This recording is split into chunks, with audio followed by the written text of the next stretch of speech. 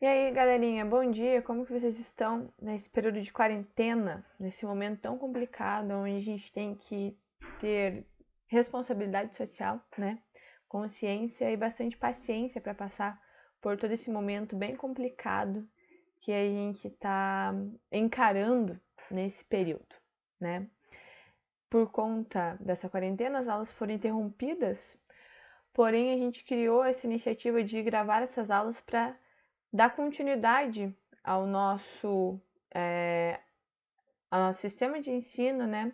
Dar continuidade aos estudos e para manter um vínculo com vocês também, né? Tô com saudade já.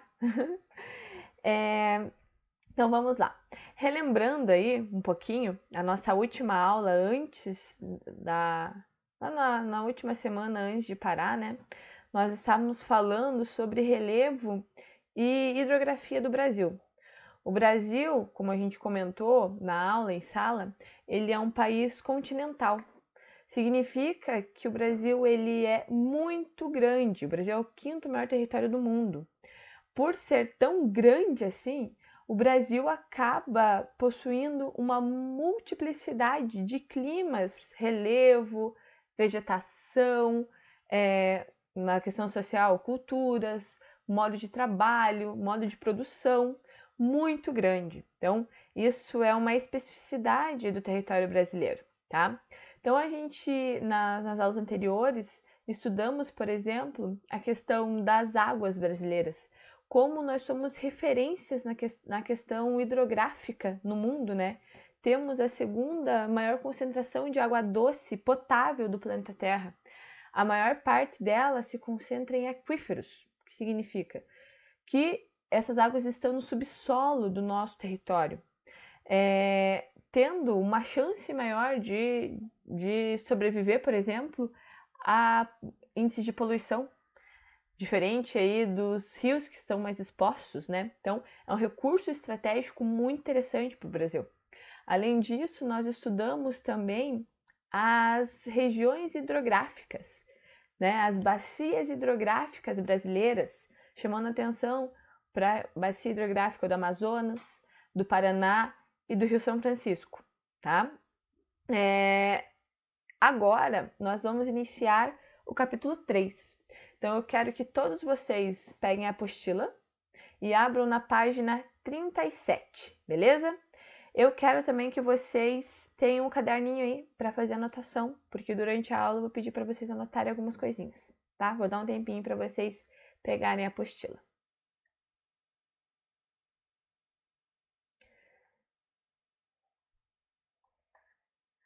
Beleza? Vamos lá. Então, iniciamos aí no capítulo 3, aspectos naturais, clima e vegetação. Nós vamos dividir essa aula em 3 partes. Nós vamos falar primeiro dos aspectos do clima, dos fatores climáticos, depois dos climas brasileiros e, por último, nós vamos falar sobre as vegetações, os domínios morfos climáticos, beleza? Então, vamos iniciar observando essa imagem muito bonitinha que a gente tem na página 37. Olha que bacana. Se a gente ignorasse a legenda e o trecho aqui em cima, acompanhe o cursor aí. Se só tivéssemos a imagem, uma imagem de uma nevasca da galera ali na neve, seria facilmente comparada com uma imagem de um país do hemisfério norte, um país europeu, no Canadá, por exemplo, do norte da Ásia, que são lugares que nós estamos mais habituados a ver esse tipo de situação. Mas nós temos ali a legenda e ela nos mostra que é de uma área serrana do Brasil, de Santa Catarina, né? Então, aqui no Brasil, mesmo nós tendo aquela musiquinha bonitinha lá que diz que o Brasil é um país tropical, lembram dela? Moro num país tropical. Essa música, ela diz que o nosso país aí é muito quente, ela faz essa referência. Mesmo o Brasil tendo uma grande parte do seu território sendo tropical, nós temos áreas que acabam tendo baixas temperaturas, como é o caso da cidade dessa cidade de Santa Catarina que nós temos aí na imagem, tá bom? E é essa multiplicidade climática que nós vamos ver hoje na nossa aulinha, tá bom? Então vamos seguir aí, gente. Vamos lá na página 38. Então, vamos falar sobre fatores climáticos. Mas antes de falar sobre fatores climáticos, eu quero que vocês anotem aí no caderno, porque a gente vai primeiro conceituar clima, beleza? Então, vocês já tiveram esse conteúdo também. Nós estamos relembrando ele porque vocês viram isso ano passado. Então, quando nós falamos em clima, nós falamos de um fenômeno global, onde nós vamos ter diversos tipos climáticos no mundo inteiro. Porém, o clima em si é algo que não é mutável com a mesma facilidade que a gente acaba, às vezes, percebendo das variações atmosféricas. O clima é algo que demora aí 30 anos, mais ou menos, para se transformar. Então, o clima ele vai trazer condições específicas para determinadas regiões do mundo, aonde elas não vão se alterar durante um mês, por exemplo, a semana ou mesmo durante o dia. Elas vão levar aí anos para mudar. Claro que nós temos hoje em dia uma discussão muito grande e que é muito popular sobre as mudanças climáticas. As mudanças climáticas, elas estão acontecendo, mas imaginem, vejam, percebam que são conversas que iniciaram lá na década de 90 para surtirem efeito nessa transformação no ano de 2030, mais ou menos. Então, demora-se uma quantidade de tempo muito grande para que o clima se transforme, tá? Então, coloquem aí no caderno. Clima corresponde a um período de 30 anos, aonde nós vamos ter condições específicas em regiões diferentes do mundo, tá bom? Agora, vocês me perguntam aí, o que muda então? O que faz num dia tá chovendo e no outro dia tá sol? Isso, gente, é o tempo atmosférico. Então, não se confunda, nós temos que sempre cuidar, porque nós não podemos falar, nossa, como o clima mudou hoje, e sim como o tempo mudou, tá? Então, o tempo atmosférico é aquele que se modifica constantemente, tanto que tempo atmosférico significa a condição momentânea da atmosfera, tá? Então anote isso também. Então, quando nós falamos em tempo atmosférico, nós falamos de algo que vai se alternar do dia para a noite, por exemplo. Nós podemos amanhecer com um tempo um pouquinho mais gelado, mais friozinho, e na hora do almoço está bem quente. E à tarde acabar esfriando novamente. Isso é muito comum, muito normal, tá? Vamos continuar. Depois que a gente fala e define clima e tempo, aí sim podemos entrar na questão dos fatores que vão influenciar no clima do Brasil. Então, esses fatores, nós chamamos eles de fatores climáticos. Olha aqui embaixo, ó, que bacana que tá aqui. Então, fatores climáticos. Os fatores climáticos, galera, vão ser 5 ao todo. Mas aqui no Brasil, nós vamos trabalhar com 3 principais, beleza? Quando a gente fala do clima, no mundo todo, nós trabalhamos com 5 fatores. Aqui a gente vai acabar falando de 3. Por quê? Porque são esses que vão influenciar principalmente aqui dentro do Brasil, tá? Então, o primeiro fator climático é a altitude. Então, prestem bastante atenção.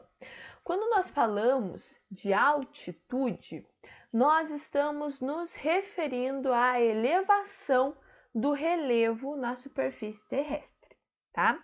O relevo na superfície terrestre, ele vai ter diferentes elevações. Vamos lembrar de uma, por exemplo?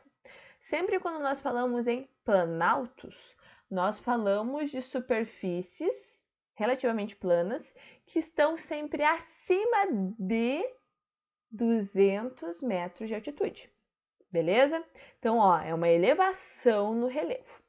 Olha que interessante. Como que funciona a altitude na questão do clima?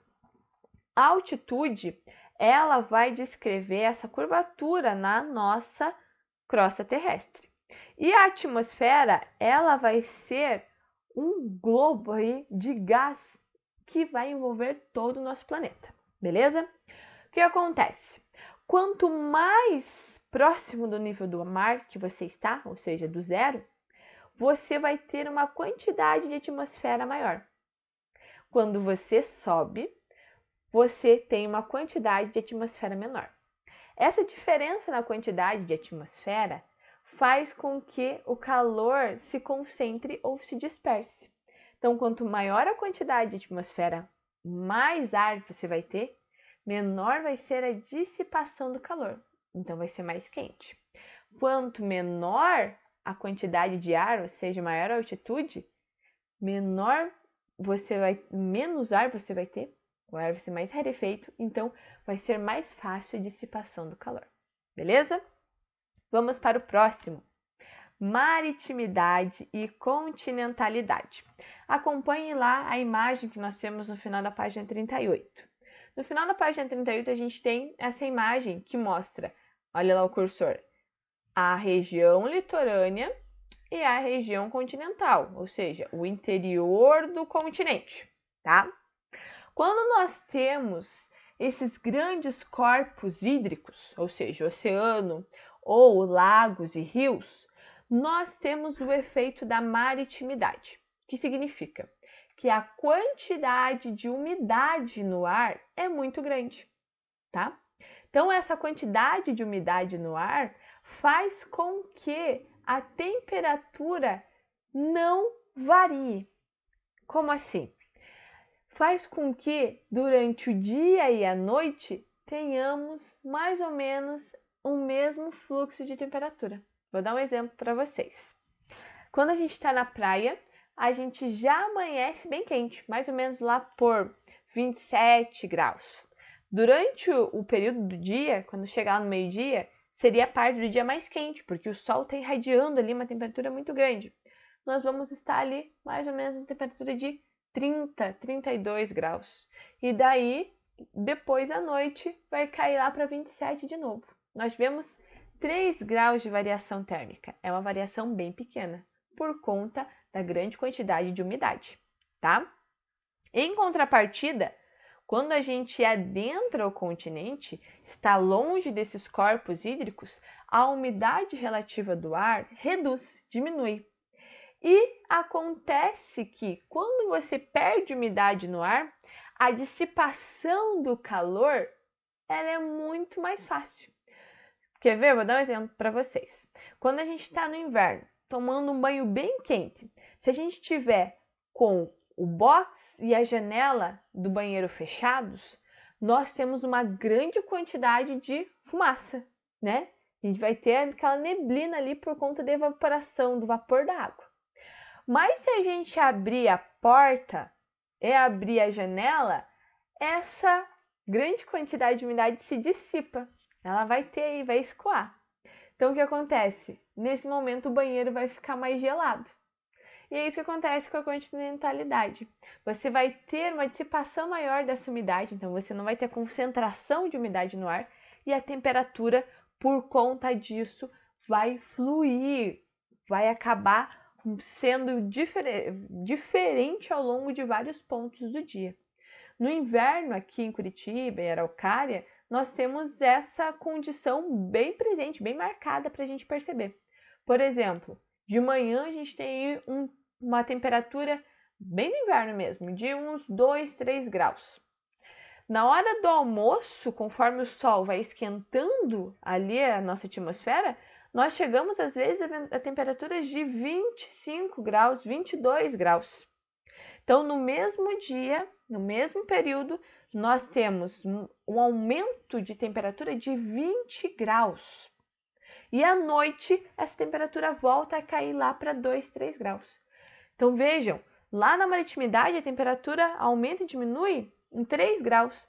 Na continentalidade, ela pode alterar até 20, dependendo da situação, beleza? E o nosso último fator é o relevo, beleza? O relevo, ele vai alterar muito a condição climática do Brasil, principalmente aí por conta da intensidade das chuvas. Como assim? Olhem lá a figura da página 39. Nós temos aqui uma situação do relevo da região Nordeste, tá? Essa elevação que vocês conseguem perceber aqui é a Serra do Mar, a mesma que a gente tem aqui no Paraná, que ela vai se estender por todo o litoral brasileiro. A Serra do Mar, ela é um empecilho para a circulação das massas, tá? Essas massas de ar, elas carregam umidade. Porém, quando elas estão úmidas, elas acabam ficando muito pesadas. E esse peso faz com que elas fiquem baixinhas. Então, elas entram no continente e acabam sendo interrompidas de passar pelo relevo. E o que acontece? Ela chove, precipita. Com essa precipitação, ela torna as regiões serranas muito úmidas. Já perceberam? Já passaram por cidades serranas extremamente úmidas? Né? É bem comum. Porém, quando elas vão chovendo, elas vão perdendo a umidade. Perdendo a sua umidade, elas ficam mais leves e sobem. Quando elas sobem, chegam lá no topo, elas estão bem levinhas, só que sem umidade. E aí elas acabam passando esse relevo. Porém, quando elas chegam no interior do continente, elas já perderam toda essa umidade e são massas secas, levando um vento extremamente seco e proporcionando o surgimento do sertão nordestino. Então, lá no sertão existem cidades que já faz 4 anos que não chove uma gota de água, por conta justamente da Serra do Mar que eles têm lá. Beleza? Entenderam? Ok. E agora, vamos para o nosso quarto fator e último. Eu falei 3 lá no início da aula, né? Perdão, é 4, tá? O nosso último fator aí são as massas de ar, tá? As massas de ar, elas são, olha aqui, ó, já tá no início aqui explicando. Elas são porções de ar atmosférico que se deslocam. A nossa atmosfera, gente, ela está se movimentando. Nós temos aí a circulação atmosférica. E as massas de ar, elas nada mais são do que porções de ar que se formam em determinados ambientes e elas carregam a condição, as características daquele ambiente e levam essas características conforme o vento vai soprando. O que faz ela se tornar um fator atmosférico, fator climático, é porque elas sempre vão soprar na mesma direção. Então, elas acabam formando o clima de uma região, beleza? Agora, quando nós falamos de massa, é muito importante que vocês entendam como se dá o nome de uma massa. E tá aqui, ó, nesse parágrafo, beleza? Eu quero que vocês destaquem ele na apostila de vocês. Então, quando a gente fala de massa de ar, olhem aí no mapa de vocês, nós vamos ter essas 3 letras. Sempre as massas de ar vão estar apresentadas nas siglas de 3 letras. A primeira letra é o M, significa massa de ar. A segunda letra, ela vai determinar a posição na zona climática. Zona climática é o conteúdo que a gente teve lá no 6º ano. Vocês podem pegar lá na apostila de vocês as zonas climáticas ou até mesmo procurar no Google, que é bem fácil de encontrar. Então, as zonas climáticas, elas são marcadas pelos paralelos. Então, essas letrinhas aqui, elas vão fazer referência aos paralelos. Ao Equador, aos trópicos ou aos polos, beleza? Então, aqui nós temos um E. Então, é massa equatorial, porque ela está próxima à linha do Equador. Já aqui, ó, nós temos um T. Então, é massa tropical, porque ela está próxima ao Trópico de Capricórnio. Já essa azulzinha aqui é um P, é a massa polar, porque não dá para a gente ver, mas logo aqui embaixo nós vamos ter o Círculo Polar Antártico, beleza? Então, é a posição na zona climática que essa massa vai se formar, tá? Agora, a última letrinha, ela vai fazer referência à umidade. Então, se a outra faz referência às zonas climáticas, que é a temperatura, a última letra faz referência à umidade. Vai dizer se essa massa ela é seca ou se ela é úmida, beleza? Então, a letra C, estão vendo aqui, ó? Ela diz que essa massa é continental. Vamos ver como ficou o nome dessa massa? Massa equatorial continental, beleza? Então, nós vamos ter aqui a letra C, dizendo que ela se forma em cima do continente. Já a letra A, ela diz respeito ao oceano. Por que o A? Porque as nossas massas oceânicas, elas se formam sempre no Oceano Atlântico. Mas se nós tivéssemos uma massa no Pacífico, seria a letrinha P, beleza? Mas como é sempre no Oceano Atlântico, leva o A. Então, o nome dessa massa fica massa equatorial atlântica, beleza? Tranquila? Ok. Então, vamos lá, gente. Essas massas, cada uma dessas massas vai influenciar de forma diferente. O que eu quero que vocês façam? Eu quero que no caderno de vocês coloquem bem bonitinho lá, coloque a data de hoje do caderno e coloquem lá MEA, beleza? Vocês vão escrever do ladinho massa equatorial atlântica e vão pesquisar quais são as características dessa massa. Eu quero que vocês façam isso com as 5 massas. Então, se vocês olharem no mapa, nós temos 2 mapinhas ali, do verão e do inverno. Nós temos 4 massas em cada um, mas a gente vai ter, influenciando no Brasil, 5 massas ao todo. Então, vamos comigo, ó. Acompanhe no mouse lá. Massa equatorial atlântica, massa equatorial continental, massa tropical continental, massa tropical atlântica e a última tá aqui, ó, massa polar atlântica. Então, a tarefa é vocês fazerem essa atividade aí no caderno, colocar as características, beleza? Lá no Positivo On eu vou postar o link para que vocês possam me enviar essa atividade como imagem para eu poder visualizar e vistar ela para vocês. Um beijinho, até a próxima aula.